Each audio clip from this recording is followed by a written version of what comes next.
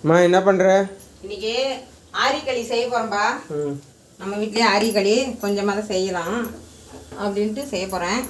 தண்ணி உலக்க வச்சுக்கிச்சு, அதில் மாவு கொட்டிக்கலாம். நல்லா கட்டி விடுவாக கிண்டணும். மாவு கொட்டிட்டேன் ஒரு 5 நிமிஷம்.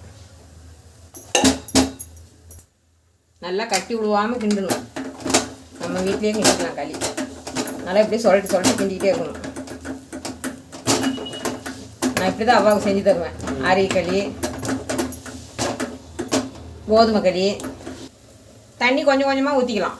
ஏன்னா ஒட்டுக்கா ஊற்றிட்டா குழம்புன்னு போயிடும். அது கிண்ட தான் ஊற்றணும். இப்போ நல்லா பருதா, நல்லா இப்படி நல்லா சுடு தண்ணி நல்லா கொதிக்க இருக்குது. நல்லா இப்படி அதிலே கொஞ்சமாக உப்பு போட்டுக்கலாம். ஏன்னா அப்போ தான் நல்லா டேஸ்ட்டாக இருக்கும். களி பாருங்கள் நல்லா வெந்துருச்சு.